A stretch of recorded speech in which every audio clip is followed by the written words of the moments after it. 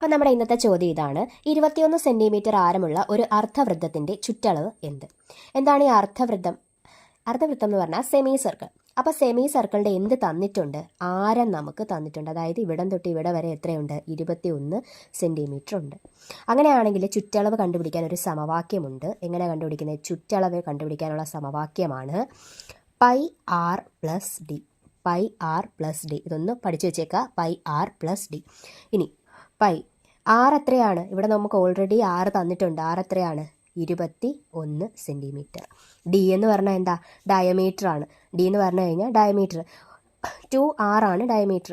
അതായത് 2 into radius. ഇവിടെ എത്രയാണോ റേഡിയസ് അതാണ് ഡയമീറ്റർ. അല്ലെങ്കിൽ അപ്പോൾ എന്താണ് ഡയമീറ്റർ എന്ന് പറഞ്ഞു കഴിഞ്ഞാൽ ഇവിടം തൊട്ട് ഇവിടെ വരെ എത്രയാണോ അതാണ് ഡയമീറ്റർ. നമുക്ക് ഓൾറെഡി ഇവിടം തൊട്ട് ഇവിടെ വരെ അറിയാം 21. അപ്പം ഇവിടെ അത് തന്നെയാണല്ലോ 21. അപ്പോൾ 21 പ്ലസ് 21 എത്രയാണ്? 42.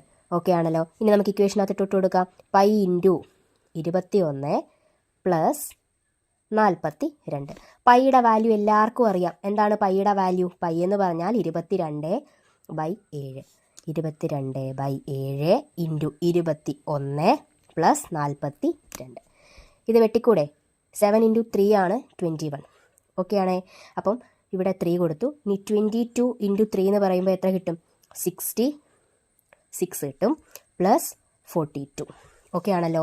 ഇനി 66 42 കൂടി കൂട്ടുമ്പോൾ എത്ര കിട്ടും നമുക്ക്? 108 എന്ന് കിട്ടും. 108 സെൻറ്റിമീറ്റർ എന്ന് കിട്ടും. അപ്പോൾ നമ്മുടെ ആൻസർ എത്രയാണ്? 108 സെൻറ്റിമീറ്റർ ആണ്.